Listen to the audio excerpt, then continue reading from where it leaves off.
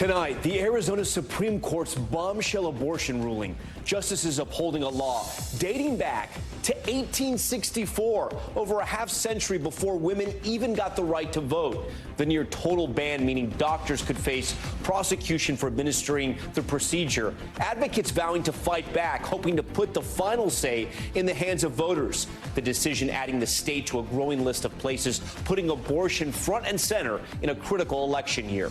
Also tonight, shooter's parents sentenced, the first parents ever convicted for a mass shooting committed by their child learning their fate. The emotional hearing as family members of the teens killed speak out, saying the Crumbleys failed their son. Tonight, we hear from the mother and aunt of a teen who survived the school shooting, what they thought of the unprecedented trial and the prison sentence the parents will now serve. An NBC News exclusive, I sit down with New York City's police commissioner as the city grapples with safety concerns amid a wave of crime. New Yorkers on edge after a string of brazen attacks on city streets and subways, and the recent fatal shooting of a police officer. The commissioner insisting crime has gone down, saying public perception is different from reality. And the contentious debate over bail reform isn't making things better or worse in New York. We're breaking it all down. Baldwin's toxic behavior. New court filings claim actor Alec Baldwin had no emotional control on the Rust set. Prosecutors alleging his outbursts compromised safety on set leading up to the fatal shooting of cinematographer Helena Hutchins. The explosive new accusations as Baldwin prepares to go on trial. Plus, a dad jumping into action to rescue his daughter. Heart-stopping moments as a giant wave sweeps a toddler into the ocean in Australia. Her father leaping over the seawall to save her. How they were able to make it out safely. And an unwelcome guest. It's the last thing you'd want to see in your kitchen. A nearly 8-foot alligator making itself right at home. The startling moment one woman realized she had that unexpected visitor. Top story starts right now.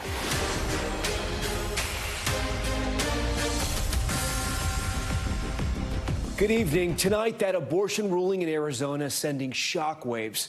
The court upholding a law that dates back to, get this, 1864, back when Abraham Lincoln was president, long before Arizona even achieved statehood. It outlaws abortion from the moment of conception, except in cases where it's deemed necessary to save the woman's life. Those who administer or assist in the procedure could face felony charges, which could result in 2 to 5 years in prison. The decision sparking swift pushback and public outrage. Abortion rights advocates already collecting signatures to get the measure on the November ballot.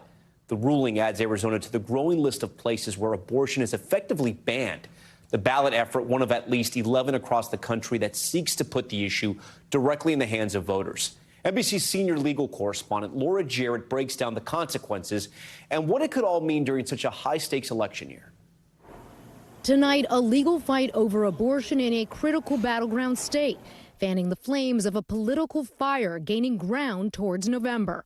Arizona's highest court today backing a law that bans nearly all abortions and carries up to 5 years in prison for doctors who perform one. The conservative majority on the court reviving an 1864 law that lay dormant for decades under Roe v. Wade. Are you kidding me? I mean, 1864 was before women even had the right to vote. We are totally going backwards. 66-year-old Arizona resident Beth Ballman fighting back tears. I'm devastated. I didn't think that they would do this. I really didn't. Yet the state's Democratic Attorney General says she won't enforce the law. It is one of the worst decisions in the history of the Arizona Supreme Court. No woman or doctor will be prosecuted under this draconian law. I will fight like hell. It does give me comfort. I mean, some reassurance in a time of uncertainty, says Dr. Gabriel Goodrich, who's practiced in the state for over 2 decades. I don't know what the law will be. It is so early to know how that's going to play out. Is today's decision a win for your side? It is. The advocacy group Alliance Defending Freedom says the existing 15-week law doesn't go far enough. And even if the state AG won't enforce a stricter ban, other prosecutors still can. It's our position that county attorneys have the authority to enforce this law. This latest court fight over abortion only raising the political stakes in an election year. Arizona, long a Republican stronghold, Now the latest state on track to get a constitutional amendment on the November ballot, creating a fundamental right to abortion if it passes. The vice president also planning to travel to the state for events Friday. You look at state after state where they're passing these abortion bans, and the majority of the legislators doing it are men, telling women what to do with their body. And I've kind of had it with that. While the former president and many GOP lawmakers continue to avoid talk of a national abortion ban, instead backing state-level restrictions. Some states are taking conservative views and some are less than conservative, but it's back with the states, it's back with the people. The Supreme Court has turned it back over to voters. We've got to let voters sort through this. Laura Jarrett joins us now in studio. So, Laura, let's go back to the case in Arizona. You said this is not going to go into effect immediately. What's the timeline? Right. The court recognized, obviously, that the legal challenges on this are immense. So they put their own decision on pause for roughly 2 weeks to allow it to go back down. There's some extra constitutional issues that need to be sorted out below. And then even after that, there might be some more delays. And so we're looking at roughly 2 months in total before this law ever goes into effect in the state of Arizona. What do you think is going to happen with the lower court? They're probably going to just go forward with the law and reaffirm it. I think now that the Supreme Court has sort of laid out a chapter and verse why they think there is no right to an abortion, I can't imagine the lower court is going to disrupt this time. I think the real issue to watch here is what happens at the state level, because the state AG is now saying she's not going to enforce the law. So could she be sued over that? Perhaps. And then, of course, the ballot amendment issue really tees this up for the voters. And so I think that's where you're going to see the most amount of movement is at the polls. You got a lot of time before November, though. And then so you have Republicans and Democrats who have come out openly against this. Can elected lawmakers right now, whether they be state or local or the governor, can they do anything in the meantime? Their hands are really tied because the state's highest court has now effectively ruled for all time. And you can't really take this up to the Supreme Court because this is an issue of state law, the state's highest court interpreting it. So this is really the end of the road there. I think all they can do is opt not to prosecute, but that's just only going to allow someone else to reverse that decision if the party changes hands. Leading us off tonight, Laura, thank you. We want to turn now to the other major story we've been following tonight. The parents of Michigan school shooter Ethan Crumbley, both sentenced to 10 to 15 years for involuntary manslaughter. The verdict marking the first time in the U.S. that parents have ever been charged and convicted in their child's mass shooting. NBC's Maggie Vespa has the latest. America's first parents convicted for their child's mass school shooting, each getting the maximum sentence. It is the sentence of this court that you serve 10 to 15 years. Jennifer and James Crumbley in prison jumpsuits, appearing stoic as their sentences were read. Earlier this year, both were found guilty of involuntary manslaughter related to the 2021 Oxford High School massacre carried out by their son. This tragedy has taken an incredible toll on our family. Families of the four students killed emotionally addressing the court, including Madison Baldwin's mom. While your son was hearing voices and asking for help, I was helping Madison pick out her senior classes. While you were purchasing a gun for your son and leaving it unlocked, I was helping her finish her college essays. At times, loved ones speaking directly to the shooter's parents. You failed as parents. The punishment that you face will never be enough. Instead of acknowledging any mistakes, they continue to show no remorse. Hannah St. Juliana's sister, Raina, calling out the testimony Jennifer Crumbley gave during her trial, saying she wouldn't have done anything differently. You wouldn't do anything different. I cannot fathom that. Today, Crumbley clarifying that comment. I didn't have a reason to do anything different. This was not something I foresaw. With the benefit of hindsight and information I have now, my answer would be drastically different. Meanwhile, James Crumbley speaking publicly for the first time. I am sorry for your loss as a result of what my son did. Prosecutors pushing back on the idea that this case sets a sweeping precedent. There's a difference between precedent setting and rare, and this is really a rare set of facts. The families say a maximum sentence can't bring back their children. Maximum sentence enough? It's not. I'm serving a life sentence. Maggie Vespa joins us tonight outside that courthouse. Maggie, so hard to hear those parents and what they had to say in court. to that mother and to that father. You know, this is such a strange case. So now all the members of this family are going to be locked up in prison. Are they going to be held in separate prisons? Will they be able to contact each other? How is that going to work? Yeah, there was a lot of back and forth about this today, Tom, because up until now, they've been in jail and there's been a no contact order in place. But defense attorneys actually argued that they should be allowed to essentially be a family, even if they're incarcerated. So the judge said that she will still consider that. She's still weighing that, and we'll have a decision at a later date as to whether or not that no contact order will be lifted. But in the meantime, even if they can contact each other, the Michigan Department of Corrections tells us that per their standard policy, all three members of this family, mom, dad, and son, will be held in separate prisons. Tom. All right, Maggie Vespa for us on those breaking developments. Maggie, we appreciate it. For more on this verdict, I want to bring in two people very close to the issue.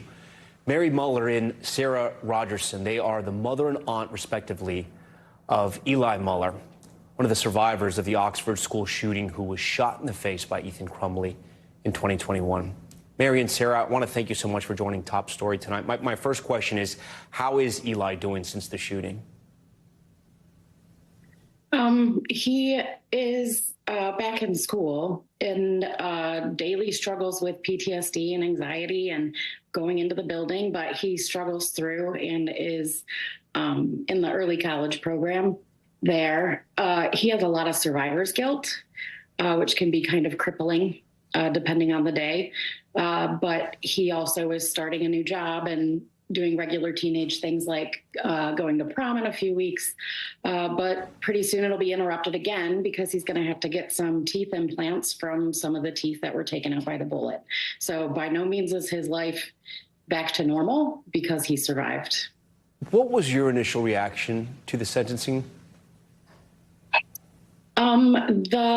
It's a piece of the puzzle. It is helpful to have accountability, especially with these parents, because it's not about what they did, it's about what they didn't do to help their child and how their inaction led to such tragedy. And we have a lot of work to do still. We should really be focusing on prevention, not just, well, what do we do afterwards and who do we hold accountable? Accountability is a piece of that, but we need more focus on how to not have it happen to a community in the first place. Sarah, do you think justice was served?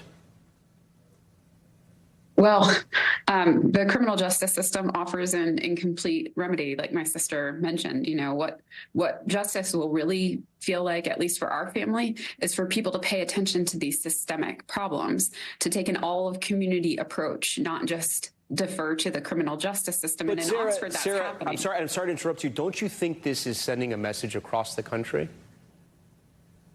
I hope so. I mean, but it should also serve as an incentive for people to investigate safe storage techniques, to educate each other peer-to-peer as parents, to invest in social emotional learning for our kids, and to really hold school districts accountable for having threat assessment plans and communities in general, so that wherever community gun violence pops up in our communities, whether it be in schools or anywhere else, we're ready and we can prevent it, not react after the fact.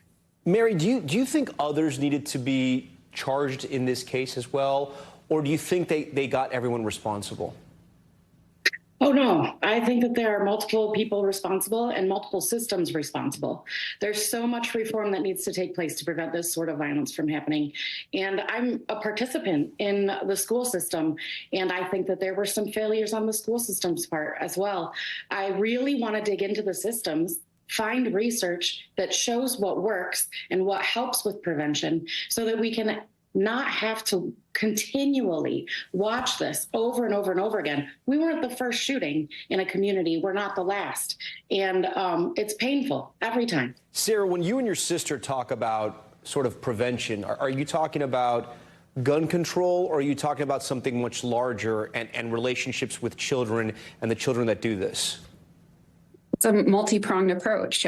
So safe storage is really the firearm-related issue. And there are programs like Be Smart, where parents can educate peer-to-peer and really normalize conversations about, do you have guns and how do you store them when my kid's playing over at your house? Investments in social emotional learning, like I mentioned, and really investing in firearms, gun violence research. It's underfunded. And without the research and science-backed solutions, we have some, threat assessment teams being one of them, but without more, we're really sort of just defaulting into the criminal justice system, which we know has a negative impact on historically minoritized groups. Mary, before we go, if you could have talked to the Crumleys, what would you have told them?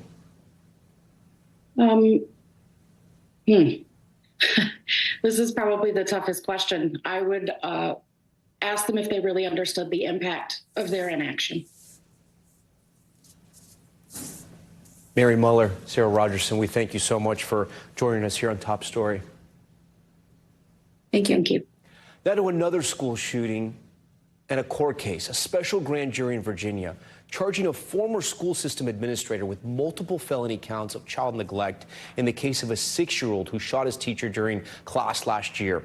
According to the indictments, former assistant principal Ebony J. Parker showed a, quote, reckless disregard for the human life. For more on this indictment, Julia Jester joins us now with these breaking developments. So, Julia, it's so strange. We're coming off this conversation about 2 parents who are now going to prison because their child was a mass shooter. And then we have the case that you're working on where a 6-year-old brought a gun to school. And now the assistant principal is getting involved in charging this. What exactly happened?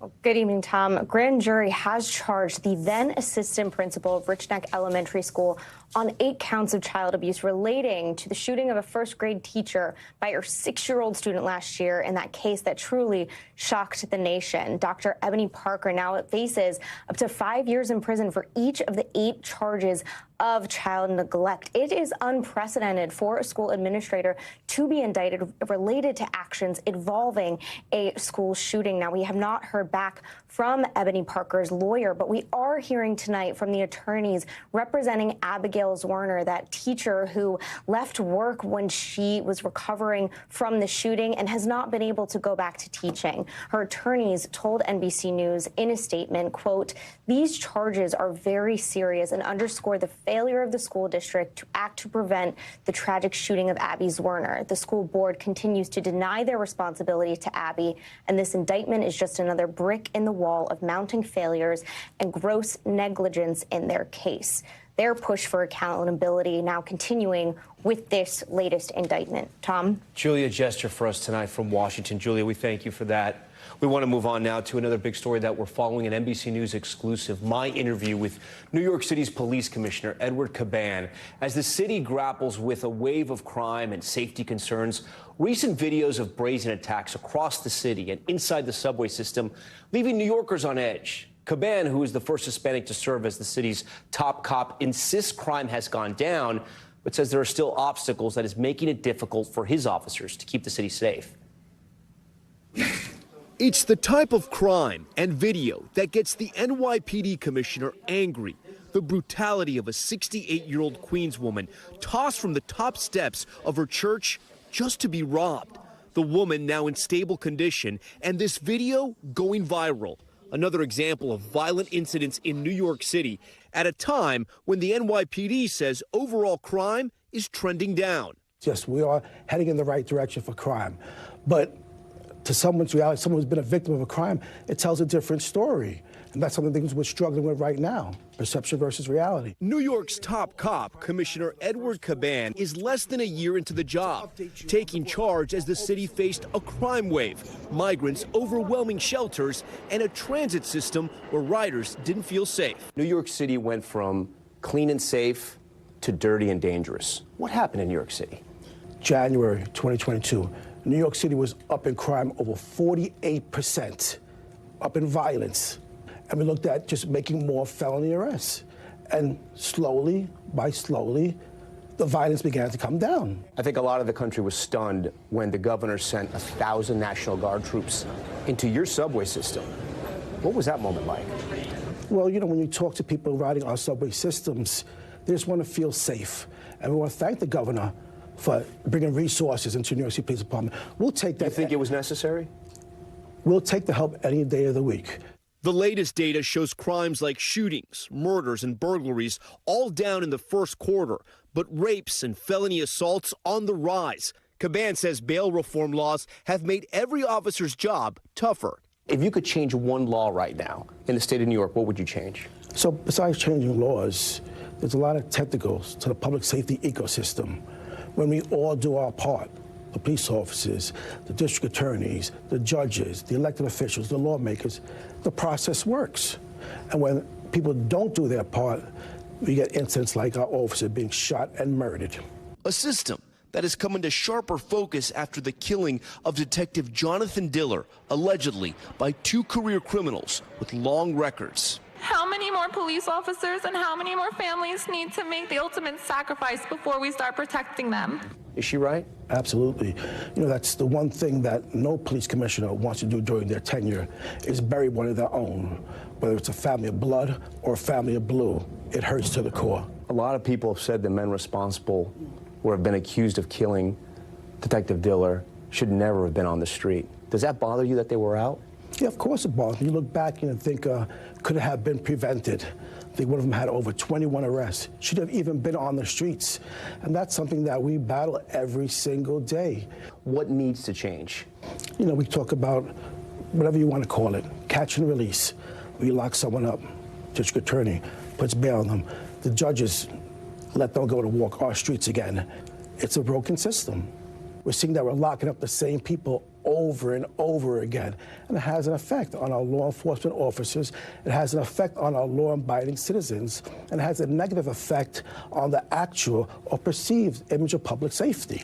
And one that has grown more complicated with the recent arrival of nearly 200,000 migrants. You know, I think the NYPD understands that people come to New York City to build a better life for themselves and their families. And New York City supports that. If you look at our rank and file, we have officers that were never born in the United States. They themselves are the American dream. But having said that, if you commit a crime in New York City, if you break the law, we will hold you accountable. When there was that high-profile crime in Times Square when the officer was beat by the migrants, you called them ghost criminals. What did you mean by that? Right now, most of them had no IDs. There's no way we could tell where they live, where they come from. They're pretty much ghost criminals. I got to think that makes your job tougher, to try to combat crime, and you're trying to look for people you don't even know what their names are. Yeah, absolutely it does. What have you heard from minority communities since you've become commissioner in New York City? There's been a very sort of tenuous relationship between communities of color and the NYPD. I could tell you I've been to many different communities, many different boroughs, and everywhere I go, they'll tell you that they want more police officers, but they want the right police officers. People are going to come into their neighborhoods, their communities, respect them, treat them like they would respect how they would treat their own families. And that's exactly what I look for in my police officers. For more on our interview and a larger discussion on bail reform laws, we wanted to speak to people who represent different opinions on the issue. Joining us tonight is Julian Harris Calvin. She's director of Greater Justice New York and has advocated for bail reform. And Terry Monahan, who served as the chief of department for the New York Police Department from 2018 to 2021 and is an NBC News contributor. Terry, I'm going to start with you. It was an interview with the commissioner of the NYPD where you worked. Not to use a terrible phrase, but is it a cop-out that he's blaming, you know, reform and bail reform for the crime problems in New York City? It's a portion of it. It's not everything. It's not the only reason crime has gone up. There are things, especially in 2020, when bail reform first came out into effect, that really did cause a rise in crime in 2020. We saw a huge increase even prior to COVID, especially in the quality of life type crimes, your burglaries, your grand larceny autos, those that were considered nonviolent. Those crimes went right up because people were being released from jail right away, whether or not they had a history, whether or not they had open cases. Changes to bail reform law have helped. Some of the amendments that have come into place have given judges more discretion. And as a police department, that's what we always push for, more discretion for the judges. And we always look for, and something that didn't happen in bail reform that the police department has always pushed for, is to allow a judge to consider whether or not an individual is a danger to the community. New York State is the only state in the union that does not allow a judge to consider whether an individual is dangerous to that community, only whether or not they're going to return to court. So that is something that I know the police department has always been pushed for, to give that discretion. Julian, you've worked on this issue for a while. It started in California, that first passed it. It came to New York. Are you happy? Are you satisfied with what's happened with bail reform in New York? Absolutely. What we know from the data is that bail reform has not made any New Yorkers less safe. And the chief is right. During the peak of the pandemic, there was a rise in crime, including gun crime, nationally in states that passed bail reform, states that didn't. Red states, blue states. And what we've seen since then is a decline. There are peaks and valleys, but a decline in crime. We know that murders are down by double digits right now in New York City. Shootings are down by double digits. And all of the data analysis over the past several years show that actually bail reform hasn't had an impact on people being rearrested when they're released from But I know there's a lot of debates about those studies, and we still have grand larcenies up. You still have rapes that are up. But when you hear from the NYPD commissioner who's saying his own officers are saying that they're arresting people and they're back out on the street and they're rearresting people, and you can go to a CVS and you could steal $900 worth of shampoo and you're going to be back out on the street the next day. Does that make the city safer?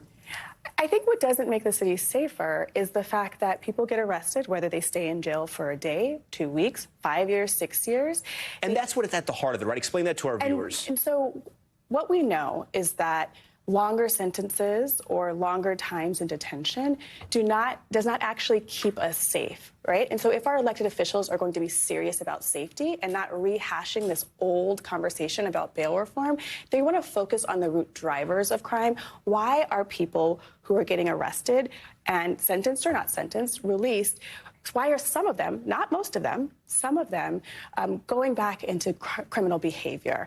And we should be focusing on the right problem so that we can identify the right solution. And the right solutions are things that address the drivers of crime in the first instance, but also when people are out of jail, prevent them from committing crime again. What about New York's governor, who's a Democrat, Kathy Hochul? She's already trying to roll back some of the bail reform laws, trying to put more power in the hands of judges so that people that are aggressive criminals do spend time in jail. I mean, it sounds like the experiment hasn't worked, at least for her. Well, she has said, and our mayor has said, that New York City is the safest big city in the United States. And she has rolled back bail reform a couple times. And she has said currently that I rolled it back, I've made it better than it was when we passed, and now we need to move forward. And she's invested in the kinds of true interventions that show that she is serious about safety and serious about making sure that when people are released, whether it's pretrial or after a sentence, that they get the kinds of supports that focus on the drivers of crime so that they don't reoffend, but also focusing on preventing crime in the first instance with the kinds of solutions that, address what we know could create crime, right? Poverty issues, people have untreated mental health and substance use treatment, focusing on crimes of desperation, right? If we can focus on those in the first instance and support people in the first instance, we won't get the repeat offenses that we've been talking about, which is still very, very low. Tara, you've been polite. You kept quiet. I know she said a lot. What do you want to say in response to that? There are certain individuals out there that are criminals, and this is what they do on a regular basis. And those individuals need to be taken out of society. There are people that need to be incarcerated. Those that you've put in, they've come back out, and they violate again. They do another crime. There are dangerous individuals. We like to believe everyone in this world can be a good person, but there are individuals out there that just are constantly victimizing others. And those individuals, you have to be able to look at their history, and those ones have to be able to be incarcerated. So, we interviewed the commissioner, and then just in the last couple of days, you had this incident that we talked about, this woman, 68 years old, going to church, thrown off the top step just to be robbed. You had a group of migrants who ransacked a pharmacy on the Upper East Side, I think just in the last 2 days as well. Do you think there's a message out there, a perception out there when it comes to crime that, hey, I can pull this off and I'm not going to do hard time in jail, I'm going to be released right away? Do you think that some criminals have that mentality? So there have been studies about this for decades that show that the prospect of a longer sentence actually doesn't deter crime. So it feels intuitive to us. We don't go around committing crime. Right. But it actually isn't what plays out in real life, right? And so we need to stop focusing on what has been proven to not be the problem. We need to identify the right problem so we get the right solution. We've been talking about longer sentences and making sure. Well, I'm not even talking about longer sentences. I'm just talking about right? spending the night in jail, right. maybe a couple nights. We've talked about this for years and years, and what we know is it hasn't worked. We know what works. We have the same values. We want New Yorkers to both feel safe and actually be safe. We know that crime rates, particularly the serious crimes like murders and shootings, are down right now. But that doesn't mean we need to stop. We need to focus on the root causes before it starts and immediate responses that work after. And jailing a person for a day, a week, a month, or a year, studies have shown nationally, internationally, that incarcerating people for long terms actually makes them more likely to commit crime when they're released. We know this. Terry. But now, if you take a look at 2017, 2018, prior to bail reform, lowest crime numbers the city has ever seen, least amount of shootings, least amount of homicides. Bail reform came in. It was approved in 2019. In the summer, judges started releasing people that they believed had to be released because of that. We saw a crime increase at the end of 2019, the start of 2020, prior to COVID, those first couple of months. We had a huge increase in crime, which then more people got released from jails during COVID, more people out there, less people being incarcerated. Jail population went down to 3,000 and change. And we were going back to 1990 numbers in crime. We're going back up to 5,000, 6,000 where we were. Crime is starting to come back down. Like I said, not everyone needs to be put in jail because they're poor, but there are individuals who victimize people on a regular basis that, regrettably, they need to be put and might be taking advantage of the system. Before we go, real quick, the mayor is a former cop. He's obviously has a strong hold on the NYPD. Is that good for the current commissioner, or is that a bad thing? It's a good thing. The mayor knows what's going on. You can't lie to him. You can't make up a story. He understands the criminal justice system. He's been a part of it. He understands when he's speaking to either the commissioner, to John Schell, the chief of patrol, Jeff Madry. He understands the lingo. He understands what they're trying to say. But is there a danger there when they're too cozy with the mayor? You need everyone on the same page. Everyone's got to play from the same playbook. I know there's pushback. They may not always agree with the mayor's policies, but they're going to follow. You have to follow his lead. Julian, if there's one thing you could ask for the commissioner to do, what would you want him to focus on? I would ask the commissioner to do exactly what he's doing and that the mayor has done, which is to focus on the causes of gun violence and serious violence here. We know that they're focusing on shutting down the iron pipeline so that we don't get these illegal guns from out of states into New York City. It's focusing on the manufacturer's negligence in allowing these illegal guns to come in. And it's being more robust in terms of community-based supports and services that hit the root drivers of crime so police officers can focus on serious crimes, focus on guns and shootings and murders and rapes, right? But they don't need or really want to be responding to someone acting erratically because of a mental health concern on the train or in a neighborhood. It should be specialists that do that. And they're focusing on that to some degree. They just need to do more of it. We can focus also on small crimes and big crimes in another conversation. Julian, thank you so much. Terrence Monahan, thank you. Well behaved. I saw you were jumping out of your chair. We appreciate it. Thank you both for being here. Still ahead tonight, the new allegations about Alec Baldwin's behavior on the Rust movie set. Prosecutors alleging the actor had, quote, no control over his emotions on the set where he fatally shot cinematographer Helena Hutchins. The effort from Baldwin's lawyers tonight to have the involuntary manslaughter charge dropped. Plus, a helicopter plunging into a pond in Rhode Island, the urgent rescue efforts to get the two people on board to safety. And now that the solar eclipse is over, what should you do with your leftover glasses? We'll show you the websites taking donations and how you can send them in. Stay with us.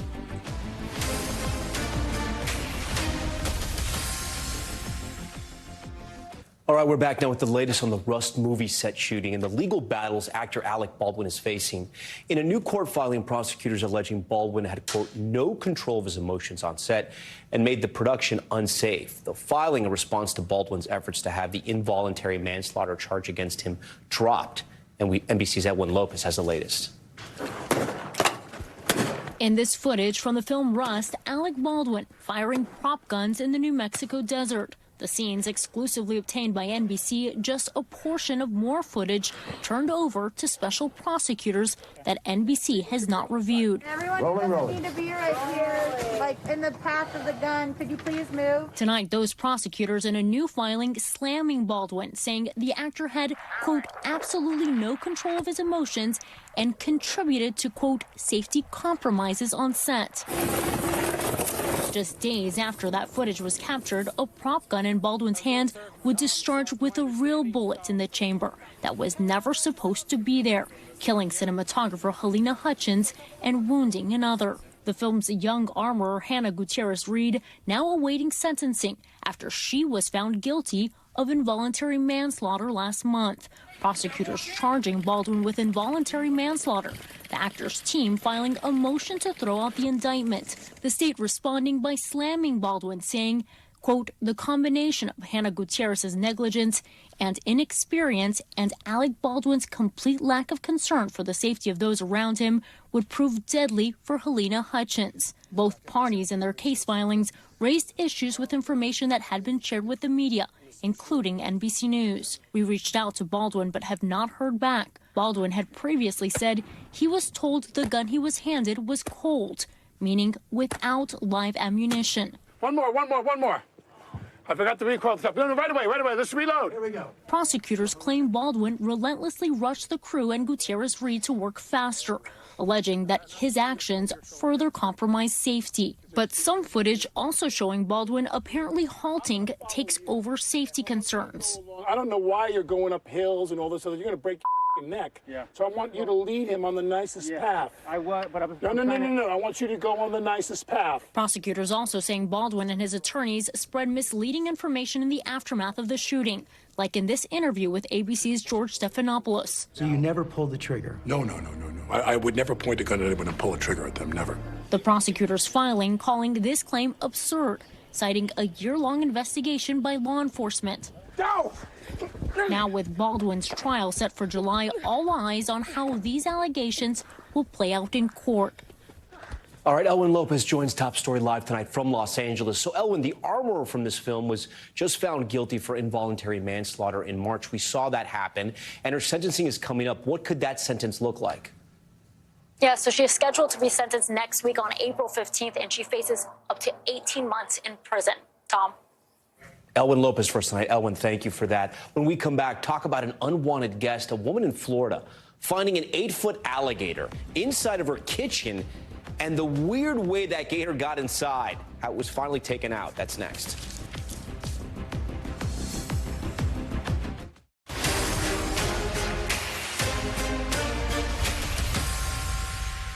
All right, we're back now with Top Stories newsfeed, and we begin with a helicopter crash in southern Rhode Island. Aerial footage shows the chopper completely submerged in a pond after going down. The pilot and the passenger were able to climb out of the helicopter before a fisherman rescued them. They were rushed to the hospital and are expected to be okay. Officials telling NBC News the crew was testing sensors on the aircraft when it crashed. Now to a public health warning in Illinois over fake Botox injections. State health officials say people were hospitalized with symptoms associated with botulism, a rare but potentially fatal illness that can cause difficulty breathing and muscle paralysis. Authorities say both patients had received Botox or a possible counterfeit injection of the product. No word yet on their condition. And in Florida, a woman startled to find an alligator inside of her kitchen. Take a look at this. New images show an 8-foot alligator lying on a kitchen floor of a home in Venice after actually just walking right through a screen door that was automatic and apparently opened up. The homeowner said she first heard a rattling noise, and when she went to check it out, she found the gator strolling through her house. No one was hurt, thankfully. She managed to call the authorities, and the gator was safely captured.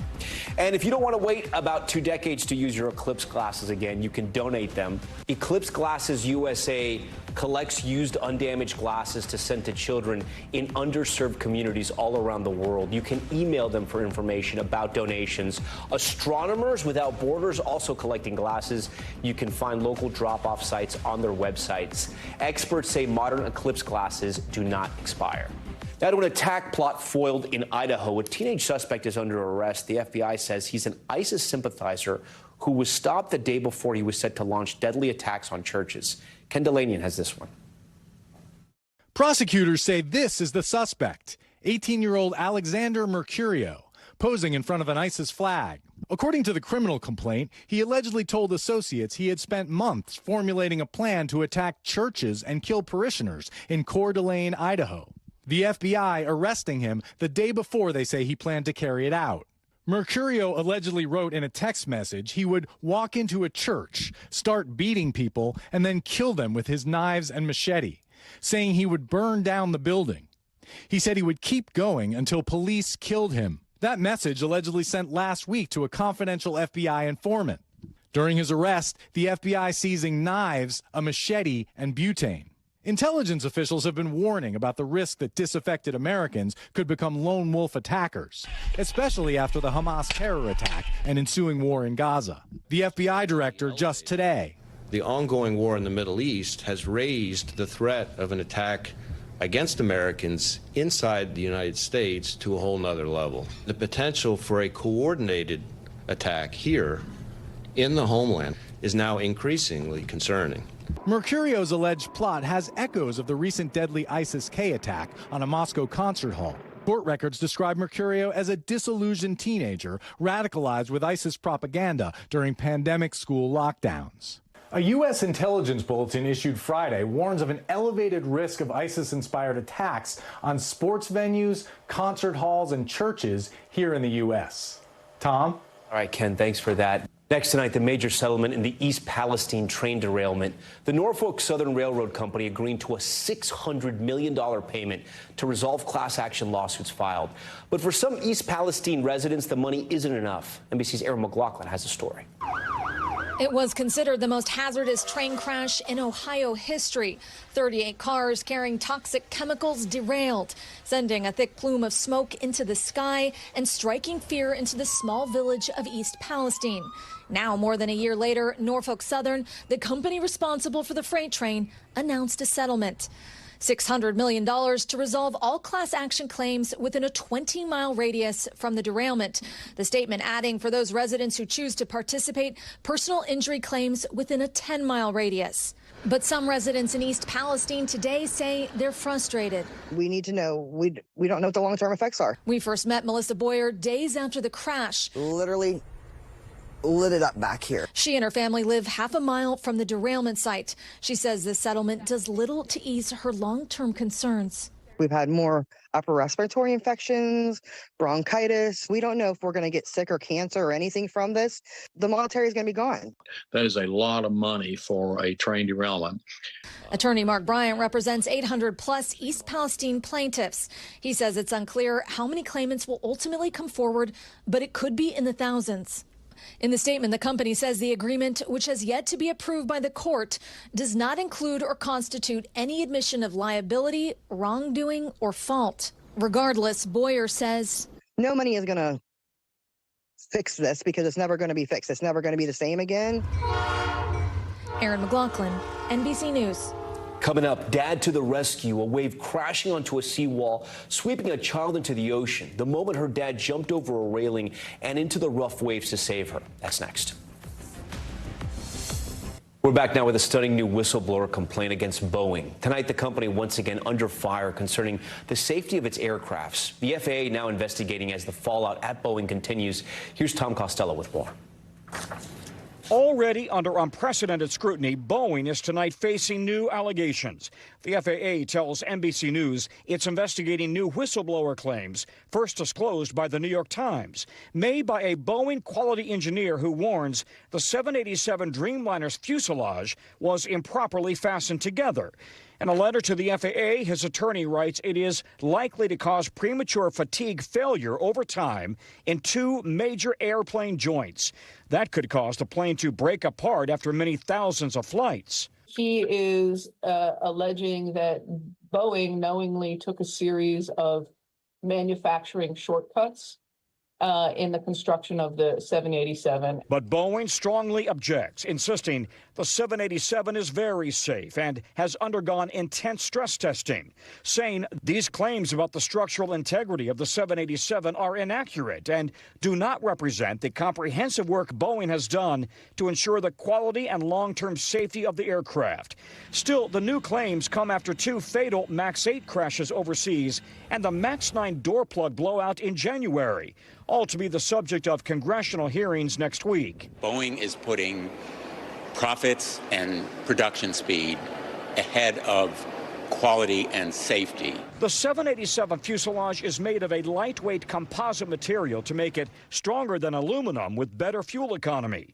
Boeing and 3 different providers make the components that join together in the final assembly. The FAA has already approved Boeing's plan to tighten paper-thin gaps between those sections, which the engineer claims are vulnerable. Boeing insists they are stress-tested and safe. The plane, it says, should fly for decades. The new whistleblower worked at the same South Carolina Boeing plant where another whistleblower worked, John Barnett, who took his own life last month. Before these new allegations, the FAA chief told Lester last month Boeing's quality control remains under intense FAA oversight and inspection. I will make sure that we're not approving any aircraft into the system that are not safely built. Boeing says the 787 should fly 40 to 50 years if maintained properly. There are now 1,100 in service worldwide. The company says it spent years going over every element of the plane to make sure it's safe. Tom? All right, Tom Costello for us. Now to Top Stories Global Watch and a check of what else is happening around the world. We start with violent protests erupting in southern Mexico. New video shows people throwing rocks through windows at a government building in Guerrero. The building then set on fire along with dozens of cars. No word on any injuries just yet. Protesters are calling for an investigation into the March killing of a rural college student who had confronted police over the 2014 abduction and killing of 43 students from that same school. And some heart-stopping video shows the moments a father saves his daughter after she was swept into the ocean in Australia. The child and her father seen running along a seawall in New South Wales when a monster wave crashes onto it. Another wave then knocking her into the sea. Her dad quickly jumping over the railing and luckily managed to grab her. The two were quickly pulled to shore by emergency crews and are okay. And Hong Kong authorities making the largest gold smuggling bust in the city's history. Customs officials announcing they seized 146 kilos of gold worth almost $11 million from a cargo shipment bound for Japan. The metal had been molded and camouflaged into parts of 2 air compressors. It is believed a criminal organization looking to evade Japanese taxes may have been behind this operation. So far, 1 person has been arrested. Thanks so much for watching tonight. I'm Tom Llamas in New York. Stay right there. More news on the way. Thanks for watching. Stay updated about breaking news and top stories on the NBC News app or follow us on social media.